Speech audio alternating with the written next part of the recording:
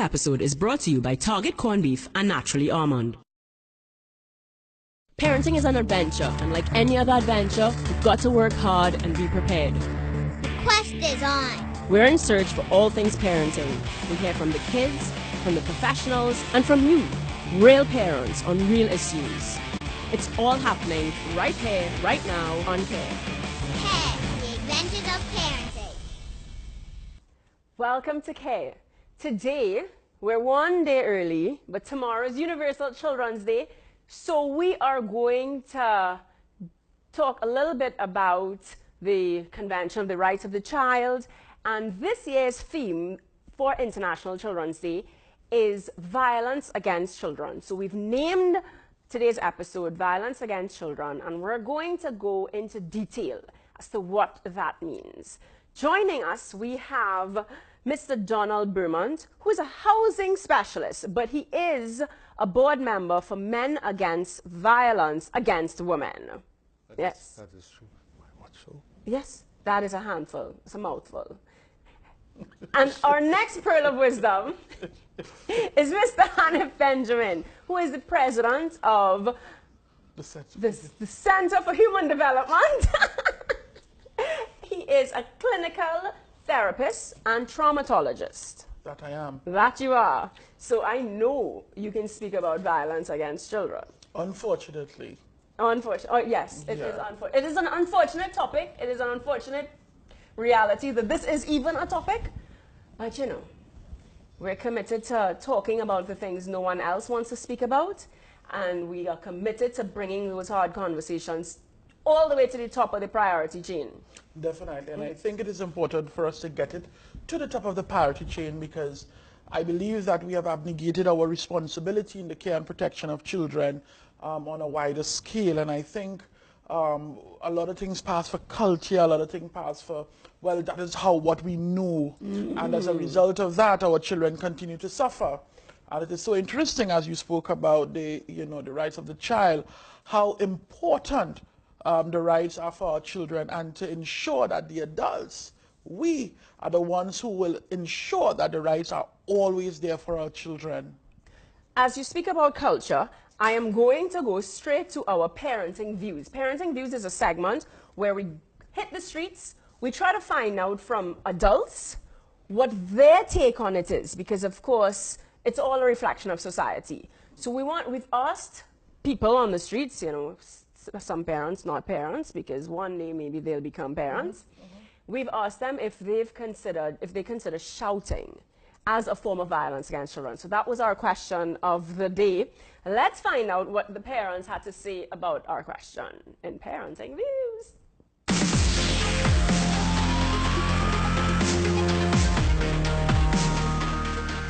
You necessarily don't have to shout at them, but sometimes you have to shout a little, register too now. It all depends on why you're shouting in the first place and without using obscene. Once you use obscene, well, it take everything out of it there, so it will be wrong there. But if you shout and you state, well, why you're shouting, what's the problem, and you try to teach the child, because some children tend to not respond to when you talk to them nicely and soft. Some of them are a little hard, as we tend to say. So you need to shout, be a little firm in what you're saying, and not use obscene, and let them know what they're doing is wrong.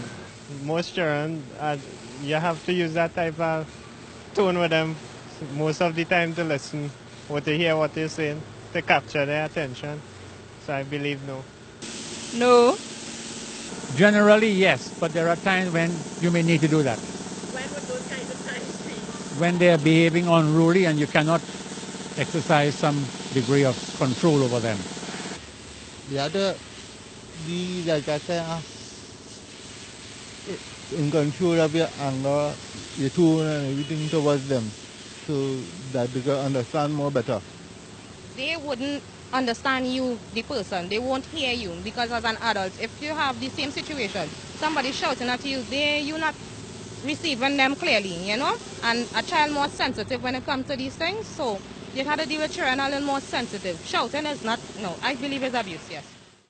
Well, I wish that our cameraman had the camera on Hanif's face during those interviews. Hanif, you want to start? You need a moment to Thank breathe? Thank God, the last person really brought it home, because that is where I was going to start. You're at your job and you're a little hardened because my report is not done. Should I shout at you? How would you feel? Would you like it? What would you do? And I want you to then put up a mirror and put your child in front of the mirror and ask the same questions. You see, just I think it was this week I made a post on Facebook in relation to the same child and children. And what I was saying is that we all want rights. We want our right as a man, as a woman, as as an employee. We want right. We march up and down. We make noise. We beat pan for our rights. But yet when it comes to the rights of the children, that is not important. It's not as important because they're miserable. They're chaotic. They don't hear, they harden. So shout at them because, they don't have rights and their rights should not be protected. And that is the kind of society that we live in, where we are not seeing that children who are the most vulnerable among us need to be put as number one. You see, in other societies, children, people living with disabilities, those are the elderly, they are on the top of the list because they are to be protected. And if we cannot understand that concept, we will forever be thinking like those on the interview and other people in society, and I'm not saying all, that we should shout at them because they don't listen. We should tell them what to do as opposed to having a conversation. And I've often said, you can have a conversation at any level. Once you understand that it is age appropriate, once you understand that when you're speaking to a 5-year-old, you need to speak so that person can understand. Not as a 40-year-old speaking down to a 5-year-old, but going to the level of the understanding of that child. Same thing for 10, 15. Because what you find happening is conflict because the child or the person is not understanding you at your level. You give a command and you think that it should be understood.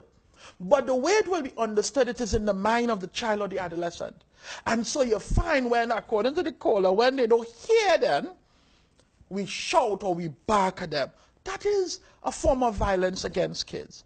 It is, along with many others. And we're not understanding that because we think it is okay to do that. Marsha, there are 2 things we need to consider in your clip. The person shouting learned that from somewhere. So that's a learned behavior. Well, Hanif said a culture very early on, and I wrote that down because I think that our culture has told us that it's okay to shout as a form of discipline. They're not listening, so it's okay to shout. Okay. After getting past, that is something you learn and you're passing on, and it's something wrong to pass on. You've got to understand that shouting is only necessary when there is a danger element in the case. Now, if your child is going to put his or her hand in a fire, and you bawl no very loudly, you're quite in order. They're going to pick up a snake, and you bawl no very loudly. So shouting is acceptable when you use it as a protective measure. Well, they think they're protecting them from bad behavior. No bad behavior. You see, because I always say I don't think parents intend to, right? I mean, it's not that, because as you say, it's a learned behavior. It's all that we know. How do we get, and that's why I asked that question, right? Because you first have to accept that it is a form of violence. That is emotional violence against children. And until we can come to that point where we say it is a form of violence and we need to stop it, then how can we even go forward? I'm going to put a pin on it because I have to go to break. When we come back, we're going to talk a little bit more about emotional violence, more than just physical violence. Yes? Don't go anywhere, guys. It's all about violence against children on Care.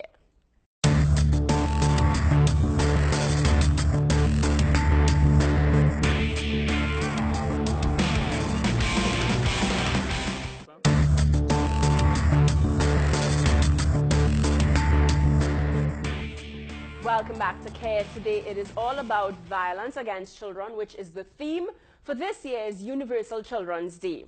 We are joined by Donald and Hanif. We started off the topic one time. We started off running. Shouting against children is a form of violence. I think the entire panel has agreed there was no need to even debate it. Yeah. It is a form of emotional violence. You know, too often we spend a lot of time on the physical violence. It is critically important. We will not deny that.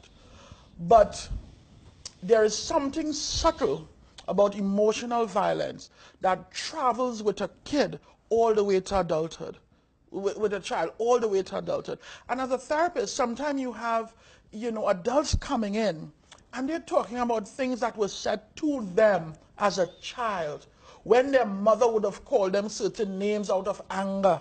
When their father would have made certain remarks towards them.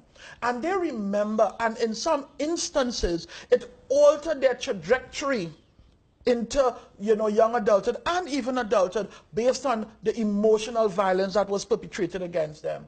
And too often, we don't see it as abuse. We don't see it as a form of abuse. We don't see it as violence. And what you have happening then is children just being told. And because adultism steps in where children are now being oppressed from having a voice, they sit silently, marinating in, you are stupid, you will never amount to anything, I should have planted a tree. And we know the list that goes on. And they grow up thinking that they are inferior, low self-esteem, they're not brilliant, they cannot aspire to be brilliant. And so the platform has been laid for a very tumultuous adulthood. And we see that walking around today. And sometimes the older ones among us, they will say, well, that happened to me, and look, I come out all right. And I often ask the question, did you really? Did you really? Well, I've written a blog. I mean, Donald here heads something, a whole organization that had to come out to say, look, we're standing against violence against women, right? And I've said it before. I've written an article about it. Stop saying we're fine. Because I hear it too often, I get licks and I turn out fine, or I this and I turn out fine, and I that. And I always ask back, I always say, but we're not fine. If you look at our society, we are a reflection of society, and we can't sit and complain and say, well, Trinidad gone to the dogs, and this, and this, that, and global warming, and all kinds of stuff. It's a reflection of us. So clearly we're not fine. Marsha, as Hanif said, it is really a lifelong experience. When you're talking emotional, you also talk about what you call developmental neglect. My father left me home early, and when he died at 72, I couldn't even go to the grave. I couldn't lose him twice. He was a very loving person, and I have suffered tremendous in growing up without that continuous care as a young person, as one example. Secondly, my daughter, when she was 3 months, her mother and I separated. And she, in anger, was very verbally abusive to my daughter. And I didn't realize until my daughter became a mother how that has affected her own parenting style. So emotional abuse is very, very, very terrible. Sometimes I feel like emotional abuse might be worse only because we don't take it on. And even when you translate into domestic violence, I see domestic violence very differently. I say to people, you see the black eye, the broken rib, the broken foot or whatever, that will heal. We may not even remember that it was broken. But you see, a broken mind is something that is, the healing process for that is sometimes lifelong. And what how many people are taking the time to heal? But they don't even know that they're in a difficult place because they have Well, normalized. That is why we normal or we fine. And so we have normalized this type of behavior. And what Donald has just explained, and thank you so much for sharing personal as well to bring it into context.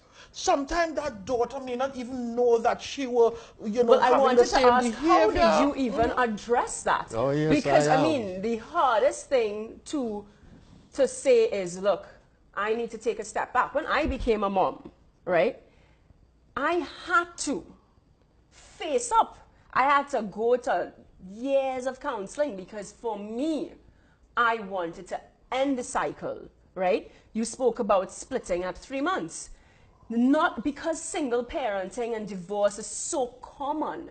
People do not, again, I mean, I might say it on every show, but as a single mother, I've put my child into counseling very early on because you have to appreciate that whether it's common or not, it is not normal. It is not right. Something that, because the statistics say, well, everybody doing it singly, does not mean that their emotions have evolved.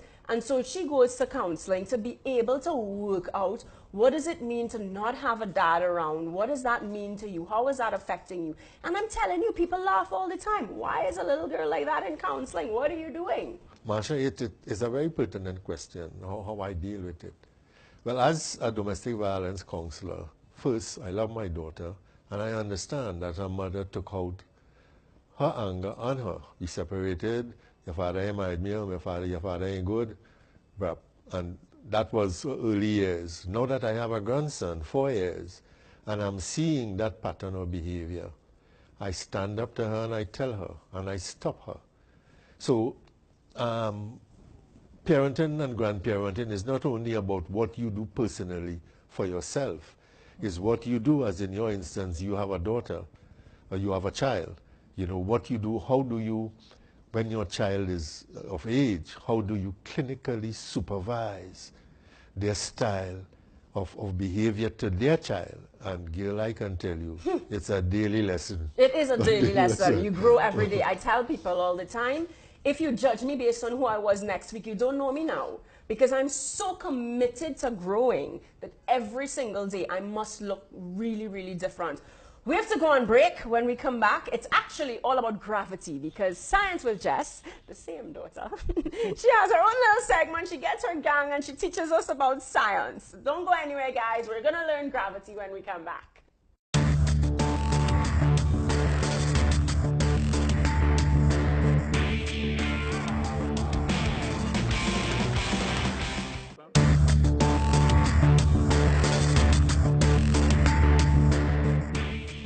Welcome back to K. We're going to jump straight into the spaceship science. Jess and her gang is going to teach us all about gravity.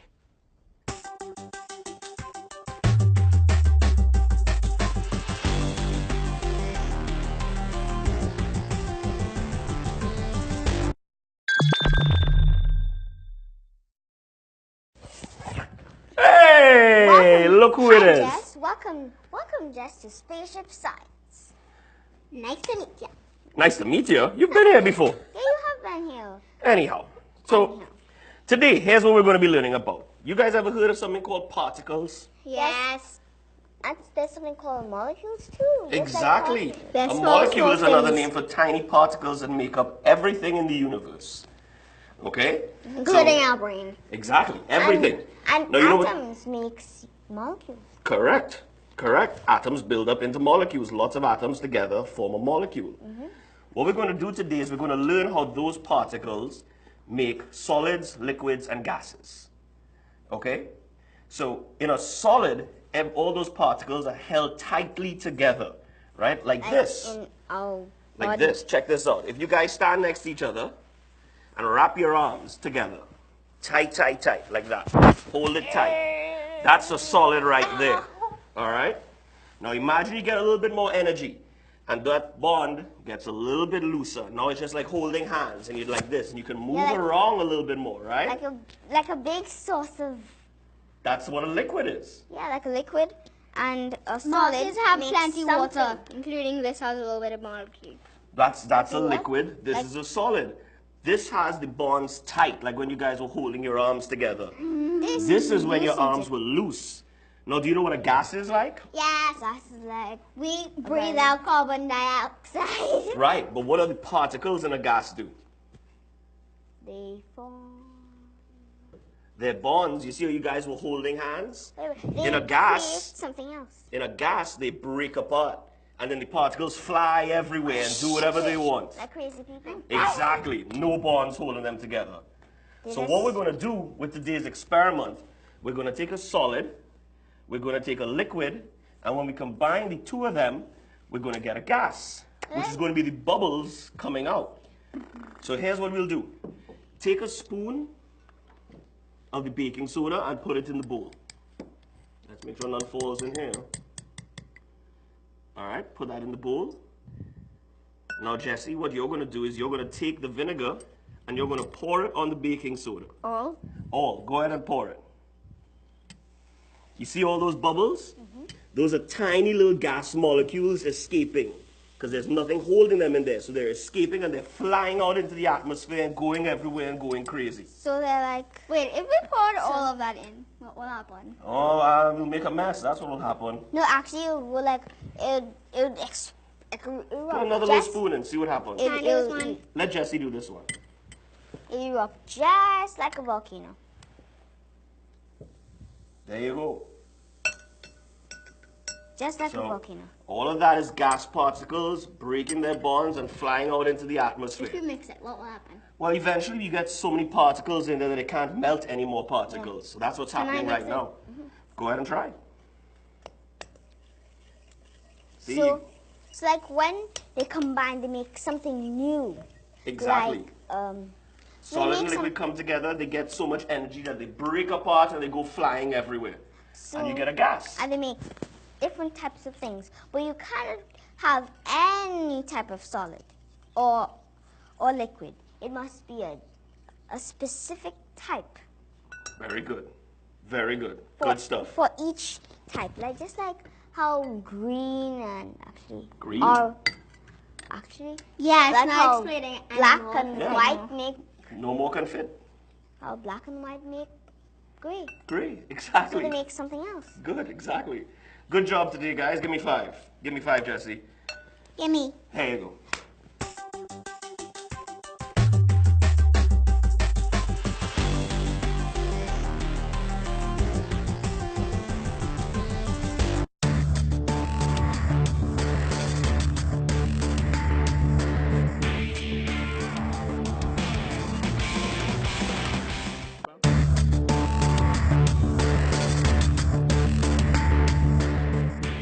Welcome back to KID. Today it is all about violence against children. We're standing up against it.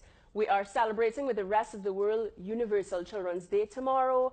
To help us, we have Hanif, we have Donald. Donald, you are a domestic violence counselor. Yes, tell me about that. What is that? What does that day look like? Well, we have a hotline, and so, we might get a call, somebody want to drink Amazon. We might get a call, somebody wants immediate counseling for their husband. It's a fiery day. And we do not use the long-established Duluth model when we enter into domestic violence counseling. When the courts ask us to give a report on a case, we use what we call the BSD syndrome. I can't explain that now. But we use something that is gender equitable. We do something that... You know how to go and Google that now. What is it, the BSD syndrome. Okay. Where we look at what you call the beliefs, behavior, the baggage, and the biological aspects of a relationship, and we level the playing field. So if any of the two parties have any of those, they have what you call BSDs. So we take away that Duluth model pointing the finger as the man this, the man that, the woman this, the woman that. We're saying, look, let us look at your relationship status and how it has been growing over the years and see where your beliefs are off, your behavior skills are bad, the baggage you're carrying is affecting your growth, and then there are biological aspects. Right? So our day is based on dealing with persons who have BSDs in their relationship, and we have always been successful. Sometimes it just takes one session. One session, and things are... because sometimes all we need to do is talk about it. Yeah. When we were on break, both of us were talking about children resilient. I hear that all the time. Children resilient. Let's talk about that. But the resiliency of children. And the beauty about the child's brain and adolescent and brain development, child and brain development is so critical, again, for parents to understand. And in the simplistic of terms, the brain at that age is malleable. It is pruning, you see, and so even though a child may go through a difficult patch or a difficult moment, with the right kind of help, like what you're saying, taking the child for help, and even if you can't take the child for professional help, having the right environment, saying the right things, can begin to prune the bad memories away from the child. Yeah, but I don't think that's what people mean when they say children resilient. They mean they can do what they want because children go bounce back. No, I don't see it like that. Children will try to survive in the best environment that they can. And sometimes because of fear, they will do what they think they have to. But the problem here is, and I was doing a workshop for a PTA the other day, and I said to them, you know what's the problem? Yes, they're going to come and they will behave like that in front of mommy and daddy, but you know what they're going to do when they leave the house? Because when the teacher calls you, you will want to know who is that they're talking about there. Because you would have instilled fear into a child to do the right thing. Have a child do the right thing because it is the right thing to do, not to hold a fear over the child. And that is also part of the emotional violence. You have things like name calling, using silent treatment on children, not allowing them to have contact with friends and or family, destroying their possessions when you get upset, jealousy, encouraging jealousy between siblings, you know, humiliating or making fun of them, intimidating them, again using fear to gain control. Those are powerful things that we do to our children that can alter. But again, if we give them the right environment, that type of resiliency can come about. That type of resiliency can move them and put them back on track to the trajectory that we spoke about earlier. You see? Because you spoke just now that children will learn to survive in their environment. And so I hear all the time people say, well, if you baby them, they're not gonna have any character, you know, because and I see Donald's eyes closed down when I said it. Because we feel as though if we give them challenging situations to deal with, then they'll toughen up. And we want them tough, and that's character, not understanding there's another way. Can we build character another way? There is resilience in a child. Unfortunately, the bad affects that you leave with a child go sometimes right through their life, or they don't take it out. They don't exploit home, they exploit in the school or in the environment. The bully is a child who has been resilient to what is happening in the home. You know, but in the school, he is very, very destructive. He or she is very destructive. But then, I mean, you look at, there was a study, I think, done with US presidents. I mean, you look at athletes, you look at a lot of successful people, Oprah, we could all call it, right? They've all had really bad childhoods, you know, and that's forced them to become people that, you know, we admire today. So is there some truth to the whole that hardship help no, them? I don't agree with you. You could become something without that stress. And even if, you see, a lot of time people believe that if I push you over the coals, you would learn the long, hard road. No, that road has been fought by many before. We don't have to walk that long, hard road again. What we need to understand is, yes, children are resilient and they want to be challenged, but positively. Correct. And that will give them the impetus to keep going forward. They are naturally risk takers, but we associate risk with bad things. But there can be positive risk. And we don't understand that risk, their mind is just wired to take risk. And nobody said that risk should be good or bad or indifferent. We assume that the risks are bad risks. And so we all don't do that and all. And so we crouch our children. We give them that, what you just described, the hovering and the that. But no, if you give the child the ability to take risks, to make mistakes, to understand what is a mistake, to learn from the mistakes, they will develop the same tenacity that they would have developed either way without the years of therapy. Because ask the Oprah and ask them how much years of therapy, how much years of cutting off risk, how much years of suicidality that they went through. Why we want the trajectory of a child's life to be so tumultuous? Why?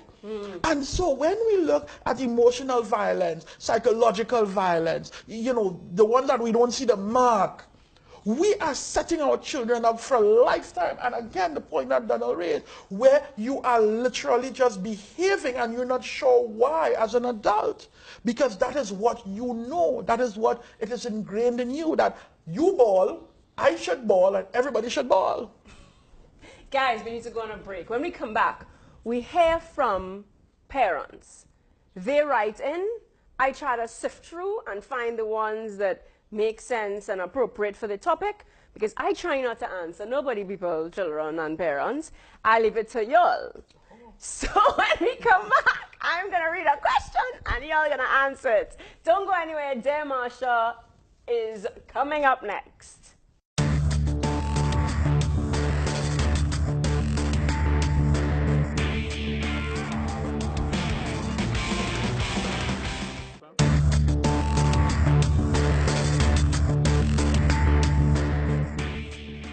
Welcome back to Care. Today it is about violence against children. We're standing up against violence. We are celebrating with the rest of the world Universal Children's Day, which is tomorrow. And we have a question from you in our Dear Marsha segment, which is brought to you by Look Opticians.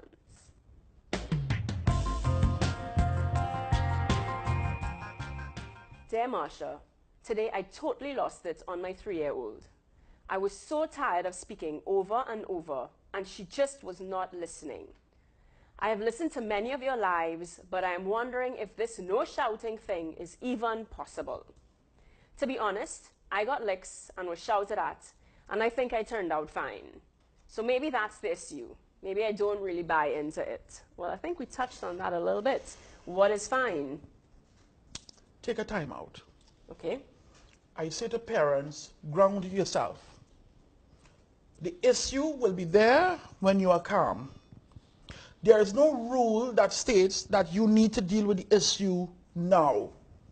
A lot of times abuse occurs when you are attempting to discipline, and because of emotions and or anger, sometimes the both, are not controlled, it then moves into something else.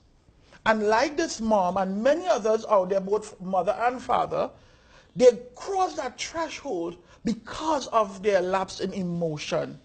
And so I always say to a parent, take a moment. It does not take away your parenthood. You're still mom, you're still dad, you're still grandma. But you are able to then communicate with the child what happened, why it happened, and why this form of discipline must now happen. That can happen when we're all calm. So let me ask a question, because she says here, okay, Donald, you want to speak? Yes, and if it's correct, that's the bottom line, that's where we start. But then parenting, if they use what we call the attention model, you have a daughter and you know the power of your attention on your daughter. When your daughter is freaking out and you extend love or you show her something else in another direction, you take away that freaking out. You try it out if you're not trying it out. And we did a book called Parenting Without Tears. It's on our, it's free. It is teaching parents how to use the power of their attention not to beat children. Like when my grandson is acting up, I will open my arms showing my best grandfather face and hug him. And what my daughter will do, she will be going crazy, you know, but once I divert his attention from his present attention, I give him something else. He gets on back, I say, come on, cut this cake for Grandpa. And all the frustration in his behavior stops. Using the attention that a child has for you is a tremendous tool. In this particular topic, in this particular question, she has said that I'm tired of speaking over and over. So it appears as though it's the same issue coming up. So is it that we have to keep speaking? What's the next step? Constantly. And that will be your mantra. Is it that parents are not, maybe we're expecting them to get it too fast? We're expecting them to be adults in child's body. That is basically what it is. So we expect if I tell you to move this, that you will move this and you will do it when I say to do it, how I say to do it. Because as an adult, you're thinking it is rational. But for a child or an adolescent, they may not be seeing it like that at that moment. And so we become impatient with them.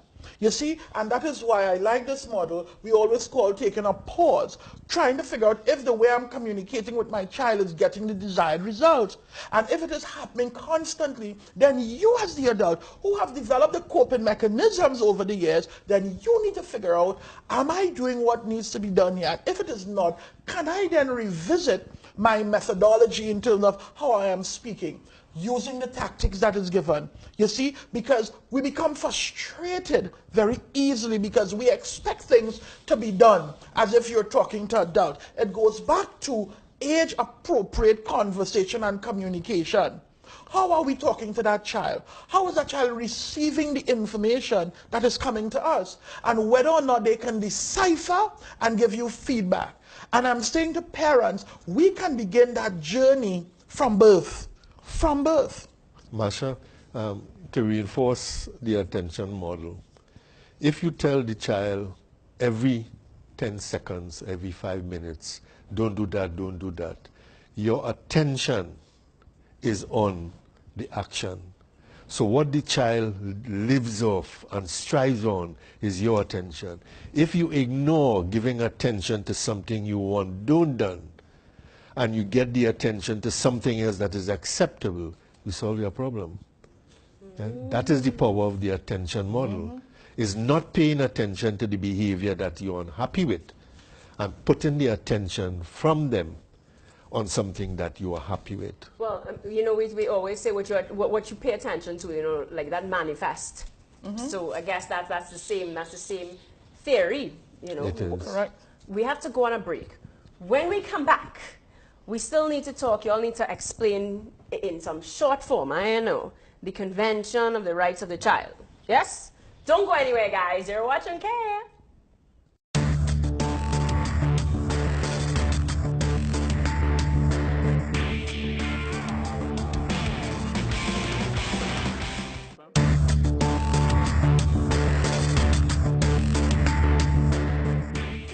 It's Christmas and it's Care. So y'all know what that means? It's Care Christmas tip. Y'all don't seem excited. Y'all don't like Christmas. Okay. It's the most wonderful time of the year. And before we get back into violence against children, which is not as exciting, we're going to talk Christmas. Yes? Okay. Christmas tip.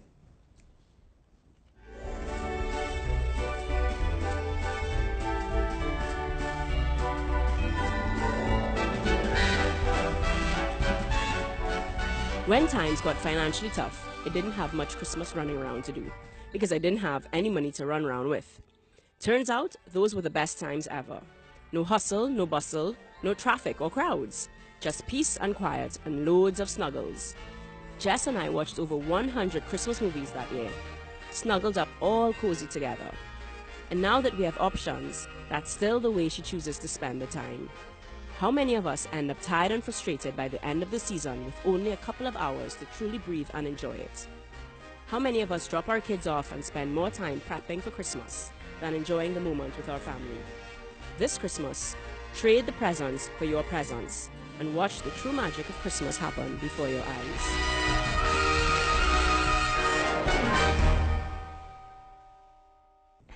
I think we should have, oh yes, oh, I like your facial expressions. Maybe we should have the camera guys have the camera straight on you when these things are being played. Because, you know, we were talking about how many people spend more time running around than giving attention, using Donald's word, you know. And Christmas becomes, so many people talk about stress. We had learned so many lessons during a time, honestly, when we were down financially. And those were the times, I don't think those were the years where Jessie and I learned the most valuable lessons. Because we had no choice during those times but to get close, but to give love, because I had nothing else to give.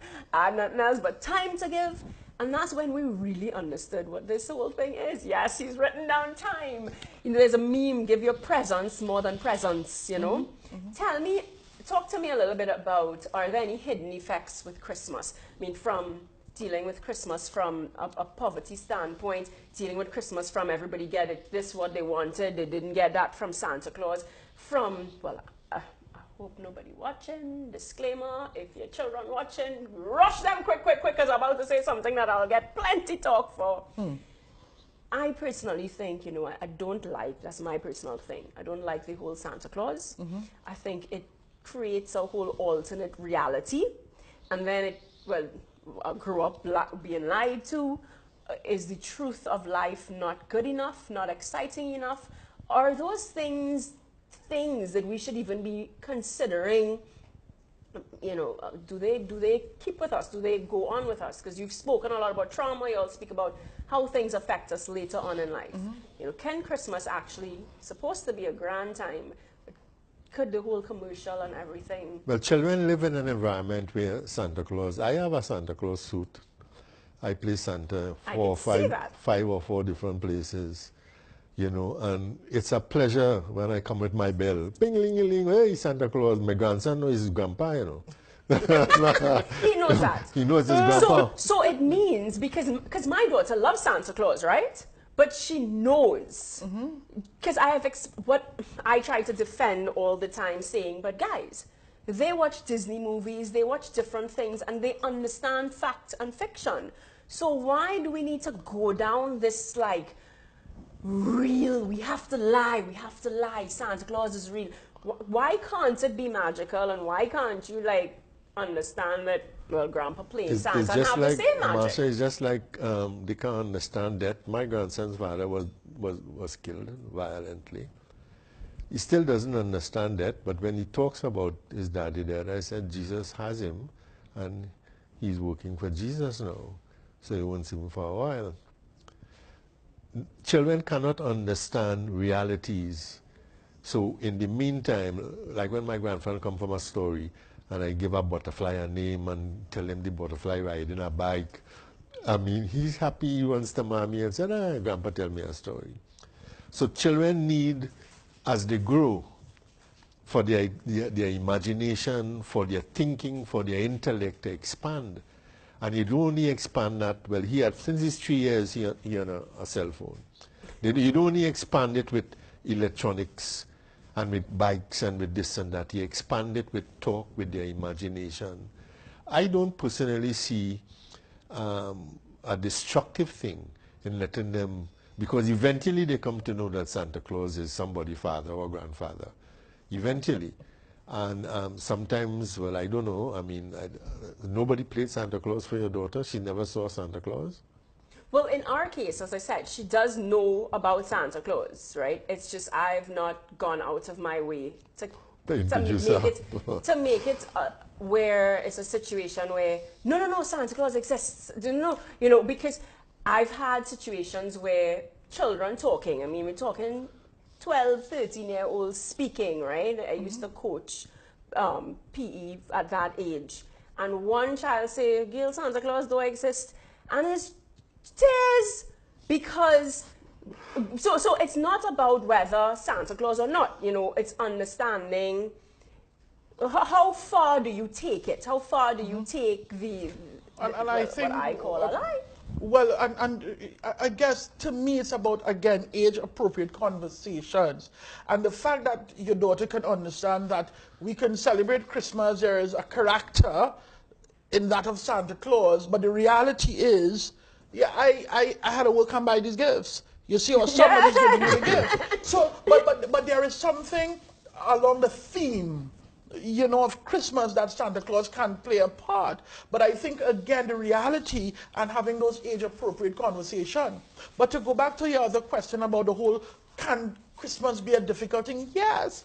And I know for a fact, because when you grow up poor, and you don't get gifts, and other people in the class, and there's a class party, and you can't bring anything for the class party, then you feel a different type of way. And then children will say certain things that also puts you in a type of way. So we have to manage what that is. And then to go back to the first point you make, time.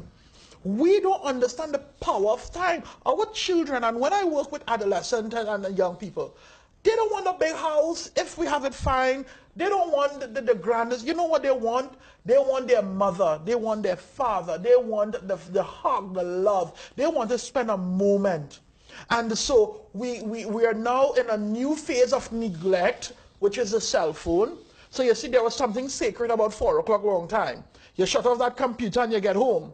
Now, your work is with you 24 hours, and if not, you have your cell phone that takes up the time that you should be spending with your children. We're next to each other, so isn't that good enough? No. Can't I have my phone on and we next to each other? You as a Give mom her a would phone know too. that she's on your foot. Yeah. Ma, you see? But we don't understand what we inadvertently do to our children. And we lump it into culture, we lump it into all of these things, and not understanding that we are, in fact, damaging the psyche of our children. And I think the time is now, as we celebrate and we try to prevent violence, to understand all forms of violence, physical and other forms, because our children require us to do that. They require us to protect them.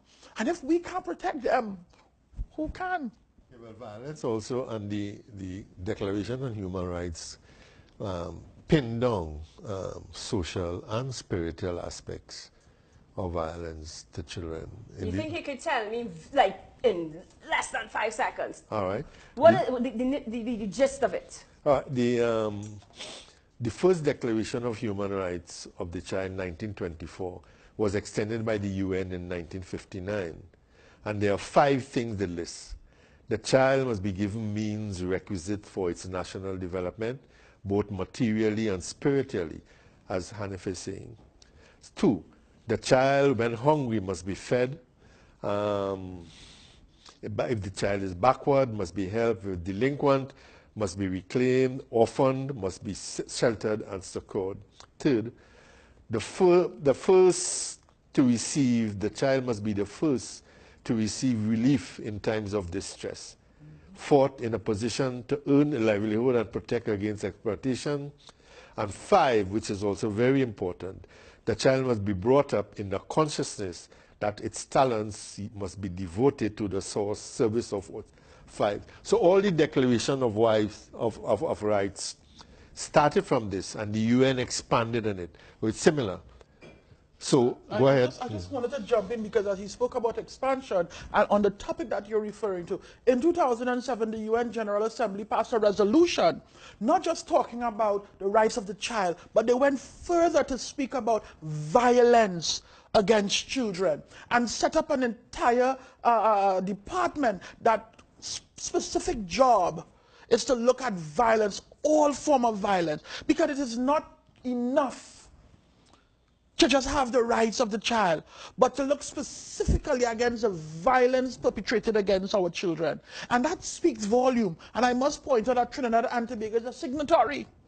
You understand? So it means that our remit to protect the rights of the child is ever so more important, not just because it is the right thing to do, but we're also saying to the world that we agree that this is important, and we agree that we will and shall protect those rights of our children. In the social aspect of violence. When you see what happens in all right, I don't want to, you want to cut, yeah, go ahead. Whether we fail or we don't, I want to go there. I can't go there, unfortunately, because we only have an hour, and if we start as to how well we're doing with it, I mean... we are making strides. We are making strides. Some may say too slow, but in a positive direction, we're getting somewhere. And if you have... We always have workshops going on. We have a big one coming up. Yes, let me do this quickly. 10 seconds, yes. Right, so understanding the fundamentals of childhood disorder, DSM-5, and developmental disabilities. We are partnering with Howard University. We are partnering with UE Department of Psychiatry, UE Department of Social Work, and we are bringing Dr. Cynthia Harris, who is a principal trainer at Howard University, and our local trainers are Professor Jared Hutchinson and Dr. Natalie Dick, who is a pediatric specialist, and they are coming to deliver this training again, because I think we are not understanding, childhood disorders and also developmental disability again to the vulnerable population. Send us an email at tchevents@gmail.com. TCH events, correct? and Okay. get all the information, but I think this is an important one for anyone who want to understand, who have children living with disabilities. Come and get skills. People who are working with young people to understand what a diagnosis look like, what it sounds like, because too often our children are sitting and suffering in silence. And it is time for us to really take the handle on protecting our children. And mental health has been left languishing too long for our children, and it is time that we get a cooler with mental health and protect our children. Guys, it's a wrap. You're watching Care. Happy Children's Day to all our children out there. Spend some time with them tomorrow. Spend some time with them all the time. Hug them, hug them, hug them. Kiss them, kiss them, kiss them. And let's try to take the time out for ourselves, reduce the shouting if we want to eliminate violence once and for all. It's been lovely. Thank you to our sponsors. Thank you to Look Opticians. Thank you to Target Corned Beef. See you next week for another episode of Care.